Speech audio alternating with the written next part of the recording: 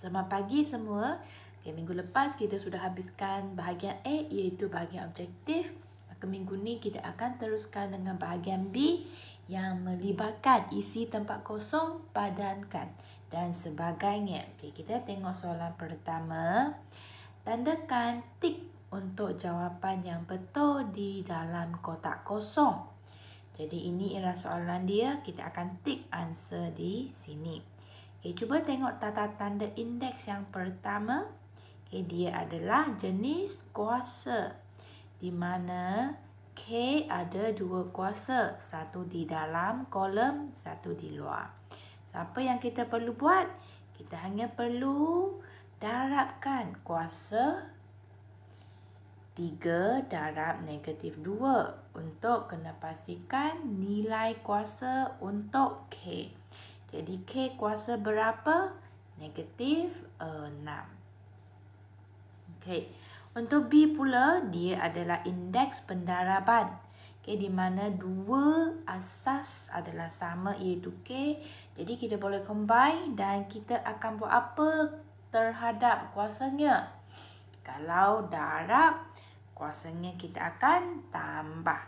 Jadi 3 tambah 2, jadi kuasa untuk K adalah kuasa 5.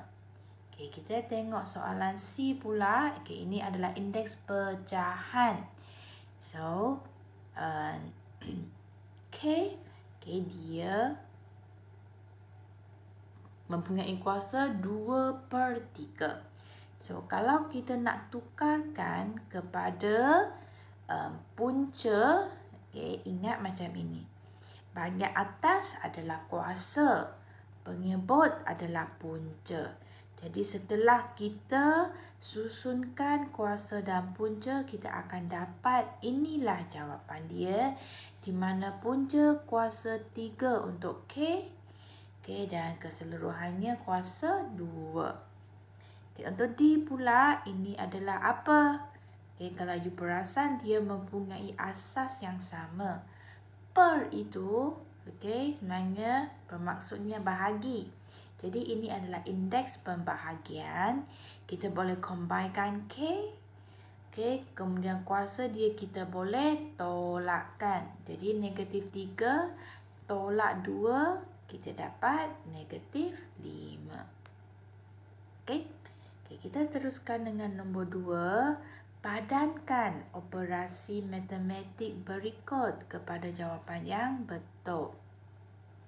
Jadi negatif 3 tolak kurungan negatif 9. Apa maksud kurungan?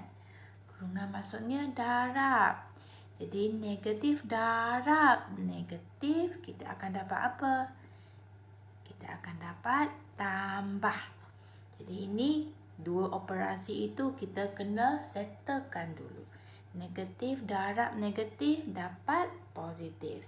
Jadi negatif 3 tambah 9, kita dapat 6. Saya hutang you RM3. And then saya bayar RM9. Saya sudah tak hutang, tetapi saya lebih bayar RM6. Jadi jawapan kita adalah 6 lah. Yang bawah, bahagi. Lagi senang kalau kita tulis dalam bentuk pecahan supaya kita nampak. Negatif kita boleh buat apa? Potong lah. Jadi sudah jadi positif. Jadi 24 bahagi 6, kita akan dapat 4. Jadi yang atas ialah 6, yang bawah ialah 4. Siap. Dapat 2 markah. B pula, ini adalah pengetahuan. Apa yang terdapat di atas kredit kad. So yang pertama ini 5288 yang kecil. Yang kecil bukan yang panjang. Ini sebenarnya merujuk kepada nombor pengenalan bank. Kalau panjang ialah apa? Panjang ialah nombor akaun. Kita tengok ini pula.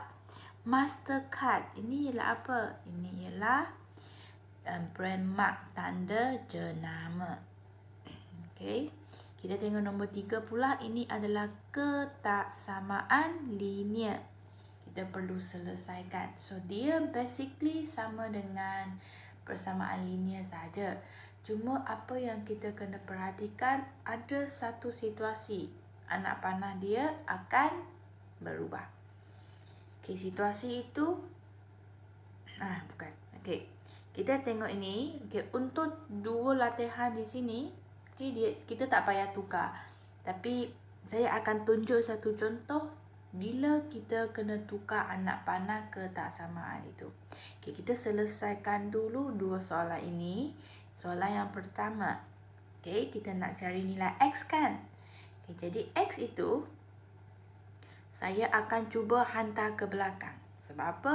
Saya tak nak ada negatif X. Cuba tengok jawapan di bawah, semua X kan? Tak ada negatif X kan?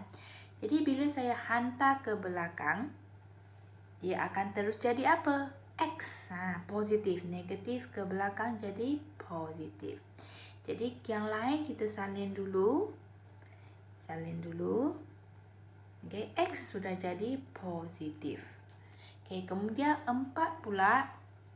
Okay, kita akan hantar ke depan. Kita akan kumpul semua nombor. Kita kumpul semua unknown. Jadi 4 adalah nombor.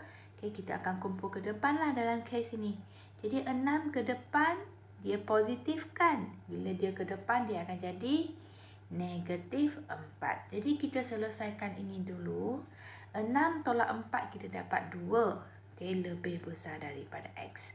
So, kita terbalikkan saja logical thinking. 2 lebih besar daripada X. Jadi, X lebih kecil lah daripada 2. Jadi, jawapan sudah ada lah. X lebih kecil daripada 2. Okay, sekarang kita tengok yang belakang pula. Nah, yang ini. Okay, kita nak cari X. Okay, jadi kita kena buangkan 5 dan negatif 9. Okay, jadi kita buangkan apa dulu? Kita buangkan hubungan tambahan atau tolak dengan X dulu, iaitu negatif 9. So, negatif 9 kita nak buang. Dekat sini dia negatif. So, bila kita buang, dia akan jadi positif. Jadi, yang lain kita salin. Negatif 9 ke depan akan jadi positif. So, kita selesaikan ini dulu. Okay, next. Kita nak X saja. Jadi, 5 kita kena buang. Apakah hubungan 5 dengan X jika dia disusun rapat-rapat? Maksud dia 5 darab X. So, bila 5 kita bawa ke belakang, darab akan jadi bahagi. Okey, jadi bahagi 5. So, kita selesaikan, kita akan dapat 2 lebih kecil atau sama dengan X. Jadi, kita terbalikkan. X lebih besar atau sama dengan 2. Jadi jawapan sudah ada lah. Okey, cuma di sini ada satu case. Penukaran arah ketaksamaan hanya melibatkan pendaraban atau pembahagian yang ada nombor negatif. Saya akan guna soalan ini sebagai contoh. Saya modify sedikit. Okey, kita tengok contoh. Ini macam tadi kan, tapi saya modify 5X saya tambah negatif. So, yang ini akan melibatkan penukaran arah ketaksamaan dia. So, macam tadi, first step, kita akan buang negatif 9 dulu. Ke depan dia akan jadi apa? Positif. So, kita selesaikan. Okay, and then kita nak buang negatif 5. Okay, bila negatif 5 saya hantar ke depan, dia akan jadi bahagi. So, di sini kita ada apa? Pembahagian nombor negatif.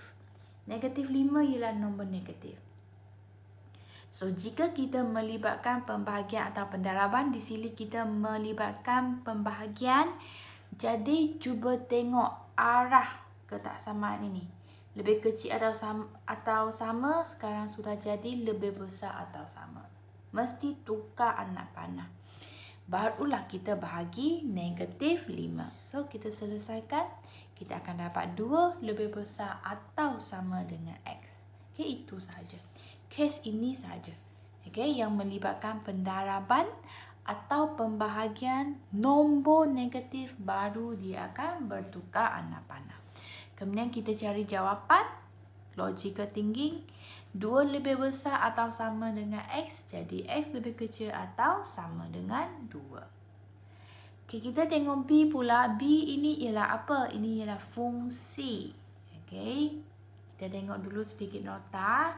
Okay, hubungan ialah padanan unsur dari set A kepada set B. So, dia boleh diwakili dengan 3 cara. Anak panah, graf atau pasangan tertib di mana yang depan adalah set A, belakang ialah set B. So, di sini kita nak isi tempat kosong. 1 gabung dengan I. Sudah ada. So, apa dengan apa saya tak tahu. Tapi saya boleh dapat clue dari 4 dengan apa? 4 dengan Y. Jadi, Y dengan apa lagi? Dengan 3. Siap. 2 markah sudah dapat. Okay, nombor 4. Okay, soalan ni panjang. Tapi sikit je kena lukis.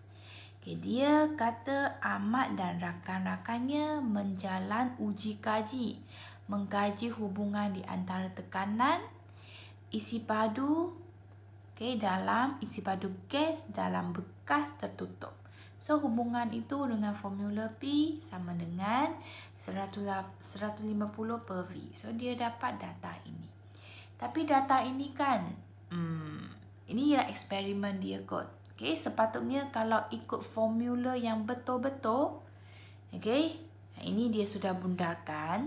Tetapi yang ini, okay, sepatutnya dia kena dapat 2.5, okay, secara teori. Tapi dalam eksperimen dia dapat 2.1. Okay? Jadi ini daripada eksperimen lah. Mungkin ada faktor-faktor lain yang menyebabkan data dia kurang tepat.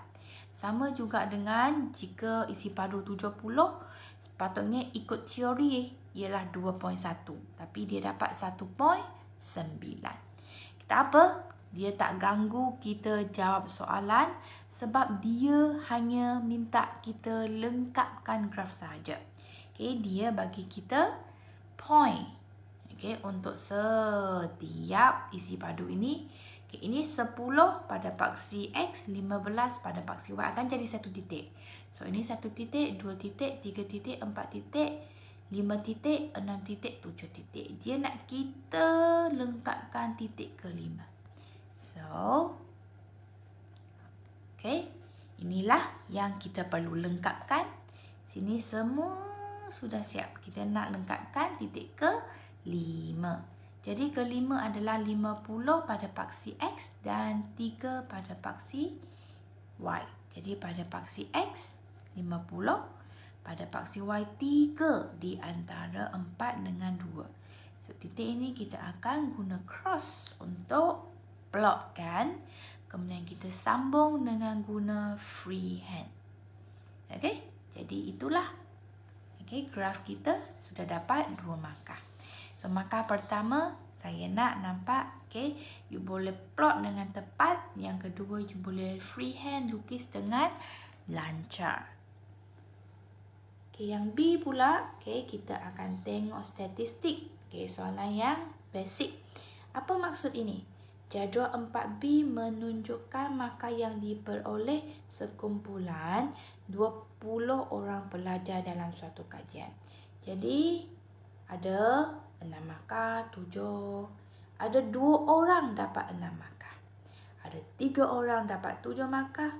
5 orang dapat 8 markah. 6 orang dapat 9 markah. Dan 4 orang dapat 10 markah. Okay, yang pertama, bilangan pelajar yang memperolehi kurang daripada 9 ialah 10 orang.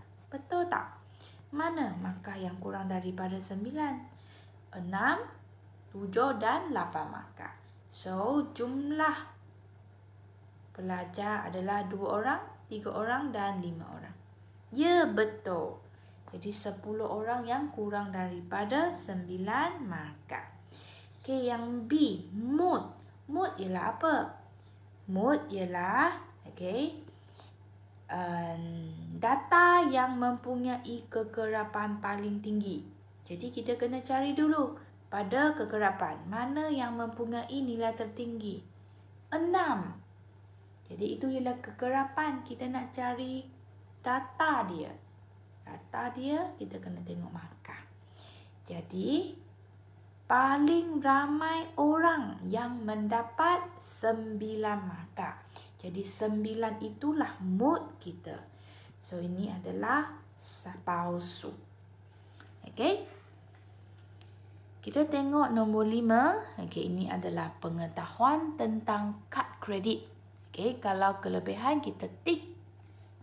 Kalau kekurangan kita cross. Jadi yang pertama, kemudahan memberi barangan dan perkhidmatan dalam talian. Betul. Okey, yang kedua, banyak charge seperti yuran tahunan, charge faedah, pendahuluan dan charge lewat.